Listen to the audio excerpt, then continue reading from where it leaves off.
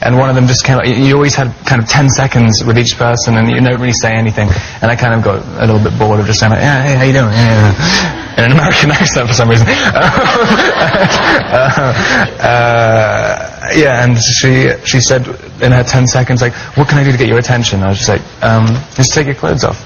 And she stood there and like frantically started taking her clothes off and got dragged out of the room by security. And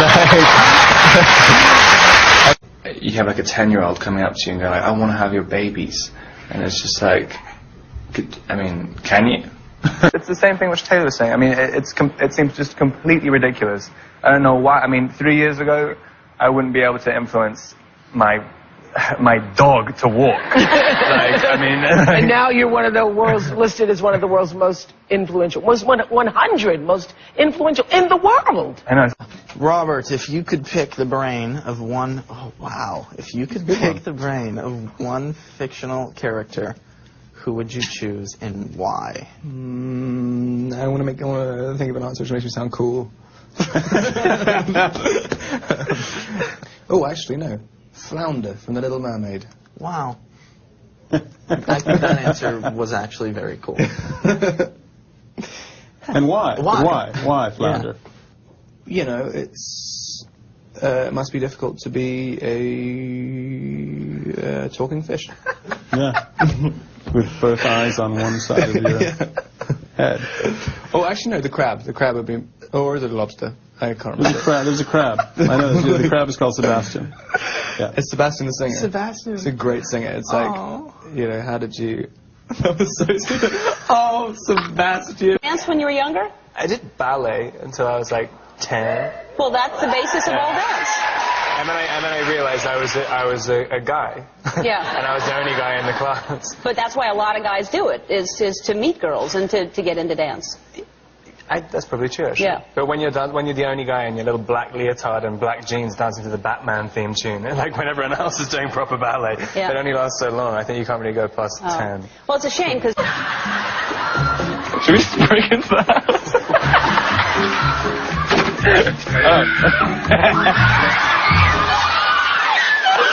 What'd you all do for the audition?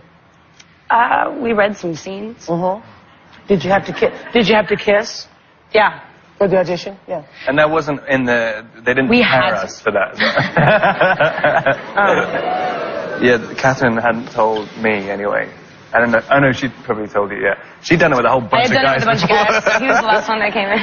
No, he really was actually the... Sloppy seconds. Yeah, I know. That's so cool. Well, you know, there are all these rumors about the two of you. I'm not going to ask her because she's so shy. She's not going to tell me, but... Kristen's pregnant.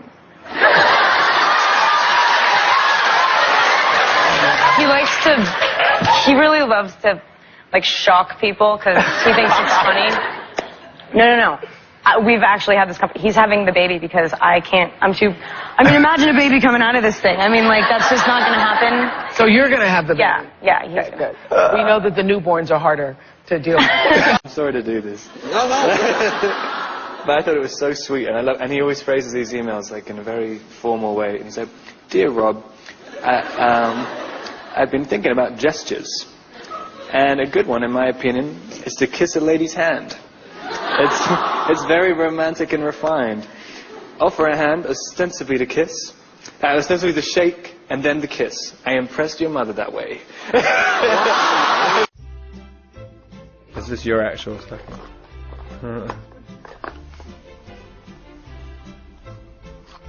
Man, this is very fantasy. Which celebrity would you most like to kiss under the mistletoe?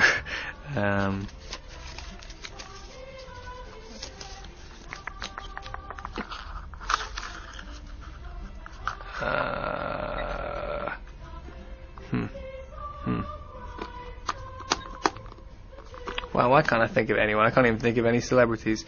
Maybe, Ricky Gervais. I like him a lot. Who's more nervous on those days? Oh, me, absolutely. You think? Yeah, you were like fine. There was a funny little thing that Alan did before we went in, because on films they always make it really, give you a real security around it whenever anything's happening. They don't let anyone, it's like one person on the set, and they give you this whole talk saying, like, no one's going to be around, don't worry about it. And then we walked in, Alan gave us this whole kind of lecture about how it feels safe. And we walked into the bedroom, and he's like, I've just got a couple of things which, you can use them or don't use them, it's fine, if it just makes you feel better about it. And we walked into the bedroom, and laid out on the bed, the art department had got all these things like handcuffs and like kind of like sort of improvised sex toys made out of like hair dryers and things, and and every single thing from the costume felt like a top hat. And like, all these little things. It was quite funny. It was quite eyes wide shut. You're doing it. And it was so funny as well because we had to I had to get this patch as well to like a ball sack or whatever it's called. Modesty patch. A modesty patch, yeah. And they didn't have one available. Well, they didn't have one for me. And they made it out of half a bra, doing this thing, and then she had to like tape it, like stretching around into my arse crack. It was quite funny. It was really delightful. Yeah. Glamour of movie making. Wow. Oh, you kind of want. I've actually just got rid of my dandruff, which is great. It's amazing. Yes, it feels all clean and silky. Oh yeah, right. This is like the scene where I guess after you show Bella the bed, and you kind of are having this kind of intense make-out session, and she, I guess, hitches her leg over your hip in some way. Is that actually the leg hitch scene? That's the only thing that happens in that scene, just a leg hitch.